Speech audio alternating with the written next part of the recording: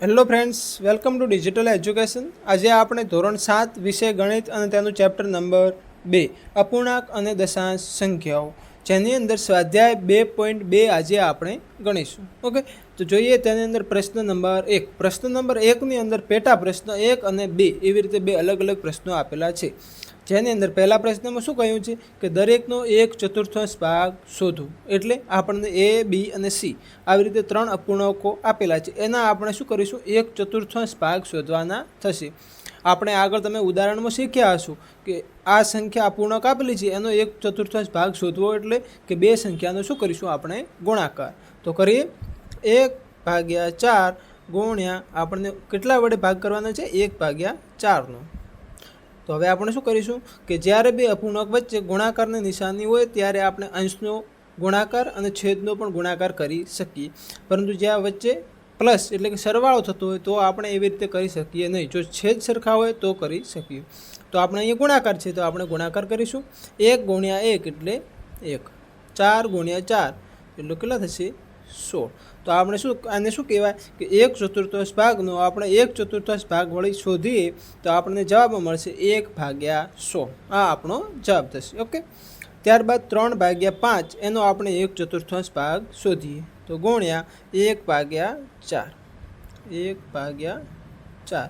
તો આપણે શું કરીશું, અંશનો ગુણાકાર અને છેદનો ગુણાકાર.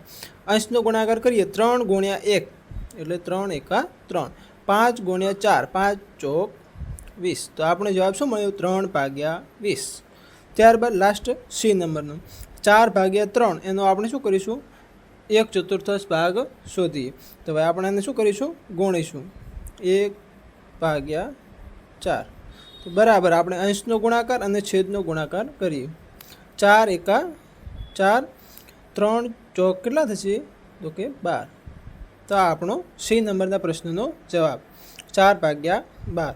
તો હવે આને આપણે ઉડાડી શકીએ તો કે હા, જો અહીંયા 4 અને 4 અંશ અને છેદમાં 4 ઉડતા હોય તો આપણે પહેલેથી ઉડાડી શકીએ અહીંથી. પરંતુ આ ન ઉડાડીએ તો આપણે જવાબમાં આવ્યા પછી જોઈએ તો કે જુઓ 4 એમને એમ લખીશું અને ભાગાકારમાં 12ને આપણે કેવી રીતે લખીશું, 4 ગુણ્યા 3. તો આપણે આ 4 ઉડી જશે.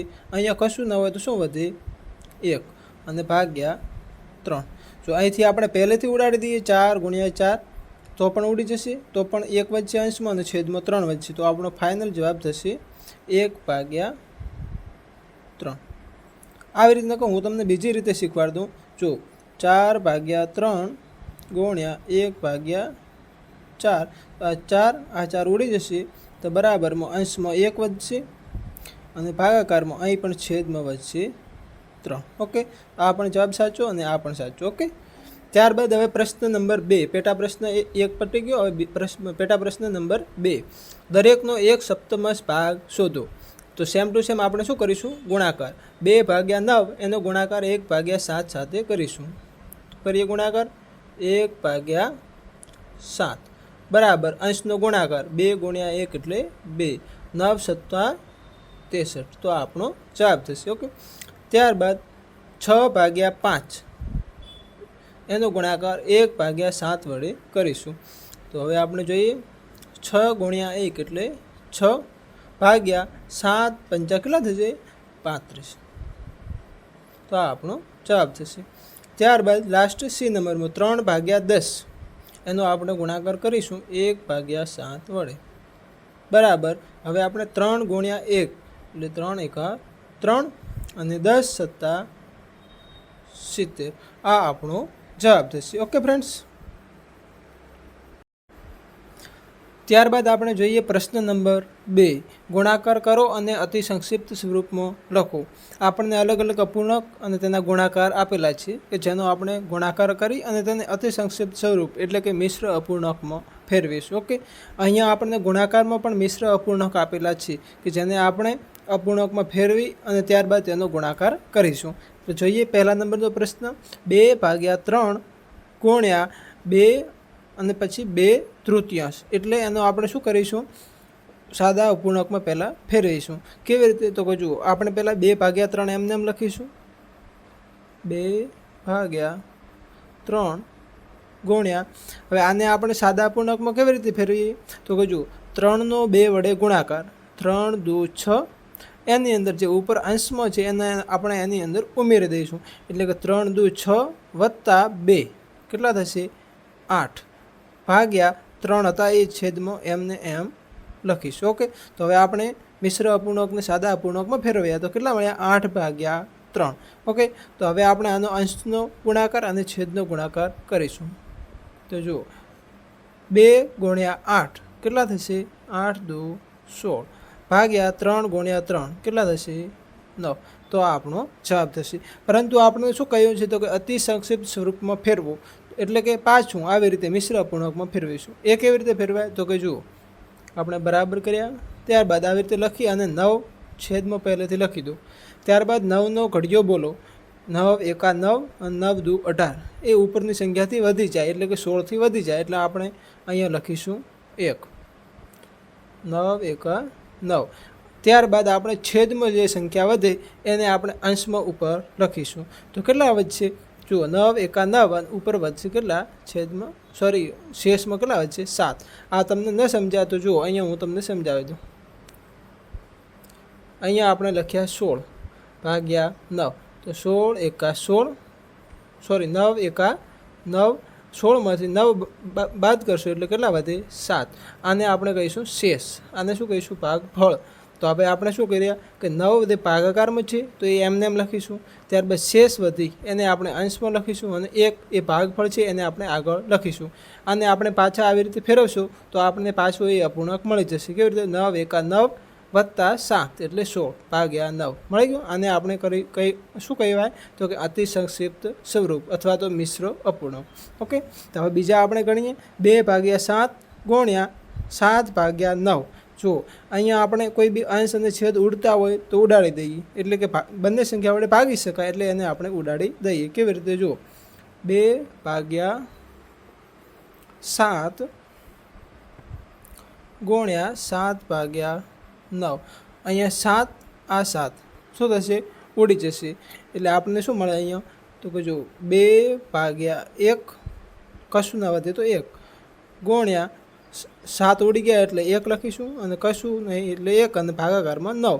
તો હવે આપણે આનો ગુણાકાર કરીએ 2 એકા 2 તો અંશમાં લખીશું 2 9 એકા 9 તો આપણે અહીંયા લખ્યા છેદમાં લખ્યા 9. તો આપણને કઈ સંખ્યા મળે 2 ભાગ્યા 9. આનો અપૂર્ણાંક. આને આપણે અતિસંક્ષિપ્ત સ્વરૂપમાં ફેરવી શકીએ તો કે ના. કેમ તો કે અંશ આમાં નાનો છે અને છેદ મોટો છે તો તમે આનો ગુણાકાર કરી શકશો નહીં આગળ એટલે આપણે એને અતિસંક્ષિપ્ત સ્વરૂપમાં ફેરવી શકાય નહીં. ઓકે, ત્યારબાદ ત્રીજા નંબરનું 3 ભાગ્યા 8 ગુણ્યા 6 ભાગ્યા 8. આમાં પણ આપણે અંશ અને છેદ ઉડાડી શકીએ. કેવી રીતે જુઓ 3 ભાગ્યા આપણે 8ને કેવી રીતે લખીએ તો કે 4 ગુણ્યા 2 4 દુ 8 થશે આવી રીતે લખીશું. ત્યારબાદ ગુણ્યા અને આવી રીતે લખીએ 3 ગુણ્યા 2 3 દુ 6 ભાગ્યા 4 એમના એમ લખીશું. જુઓ અહીંથી 2 ઉડી જશે. તો હવે આપણે શું વધ્યું અહીંયા 3 વધ્યા અંશમાં અને છેદમાં શું વધ્યું 4 ગુણ્યા અહીંયા અંશમાં 3 વધ્યા ભાગ્યા છેદમાં વધ્યા 4. ઓકે, તો હવે આપણે આનો ગુણાકાર કરીએ 3 ગુણ્યા 3 કેટલા થશે 3 તરી 9 ભાગ્યા 4 ગુણ્યા 4 ચોકો ચોકો 16. આ આપણો જવાબ. ઓકે, ત્યારબાદ નંબર 4 9 ભાગ્યા 5 ગુણ્યા 3 ભાગ્યા 5. આમાં કશું અંશ અને છેદ ઉડતો નથી આપણે ડાયરેક્ટ લખી દઈએ. કેવી રીતે તો જુઓ 9 ભાગ્યા 5 ગુણ્યા 3 ભાગ્યા 5 ડાયરેક્ટ લખીશું. 9 ગુણ્યા 3 કેટલા થશે 9 તરી 27 ભાગ્યા 5 ગુણ્યા 5 કેટલા થશે 25. અને આપણે અતિ સંક્ષિપ્ત સ્વરૂપમાં ફેરવી શકીએ તો કે હા. કેમ તો કે અંશ મોટો છે અને છેદ નાનો છે તો આપણે વળી લખીએ 25 એકા 25 25 એકા 25 વત્તા 2 એટલે કેટલા 27. સેમ ટુ સેમ આવી રીતે અમે ભાગાકાર કરીને તમને સમજાવી એવી રીતે આ પણ કર્યું છે. ઓકે, ત્યારબાદ 5મા નંબરનો પ્રશ્ન 1 ભાગ્યા 3 ગુણ્યા 15 ભાગ્યા 8. તો જુઓ 1 ભાગ્યા 3 ગુણ્યા 15ને આપણે આવી રીતે લખી શકીએ 3 ગુણ્યા 5 5 તરી 15 ભાગ્યા લખીશું 8 બરાબર. અહીંથી 3 ઉડી જાય તો અહીં શું વધ્યું 1 ભાગાકારમાં કશું ના હોય તો શું હોય 1 ગુણ્યા અહીંયા 5 ભાગાકારમાં કેટલા છે 8 બરાબર 5 એકા 5 ભાગ્યા 8 એકા 8. અહીંયા અંશ નાનો છે એટલે આપણે આને અતિસંખ્યક સ્વરૂપમાં ફેરવી શકીશું નહીં. ઓકે, આ આપણો જવાબ થશે. ત્યારબાદ નંબર 6, 11/2 ગુણ્યા 3/10. આમાં કશું અંશ છે દોડે છે તો કે ના, તો આપણે ડાયરેક્ટ ગુણાકાર કરી દઈશું. 11/2 ગુણ્યા 3/10. 11 ગુણ્યા 3 કેટલા થશે? 33/10 દુ 20. અને આપણે અતિસંખ્યક સ્વરૂપમાં ફેરવી શકીએ તો કે આ અંશ મોટો છે તો આપણે લખીએ 20 દુ કેટલા થઈ જાય? 40. એ 33થી વધી જાય તો આપણે લખીએ 20 એકા 20. ઉપર આપણને શેષમાં કેટલા મળશે? આવી રીતે ભાગાકાર કરીએ તો શેષમાં કેટલા વધે? તો કે 13. 20 એકા 20 વત્તા 13 બરાબર 33. 33/20. આ આપણું અતિ સંક્ષિપ્ત સ્વરૂપ. ત્યારબાદ લાસ્ટ 7મા નંબરનો પ્રશ્ન, 4/5 ગુણ્યા 12/7. તો આપણે અહીંયા અંશ છેદ કશું ઉડતું નથી એટલા માટે લખીએ 12 ચોક 48. અહીંયા હું ડાયરેક્ટ લખું છું 12 ચોક 48 ભાગ્યા 5 છતાં 35. ઓકે, અહીંયા આપણને અંશ મોટો છે અને છેદ નાનો છે એટલે આપણે અતિસંક્ષિપ્ત સ્વરૂપમાં ફેરવી શકીએ. તો લખીએ 35 એકા 35. હવે કેટલા વધે? 35 એકા 35માં કેટલા ઉમેરીએ એટલે 18 થશે. તો આપણે એની અંદર ઉમેરીએ 13. 35 એકા 35 વત્તા 13 એટલે થશે 48/35. ઓકે, આ આપણો જવાબ.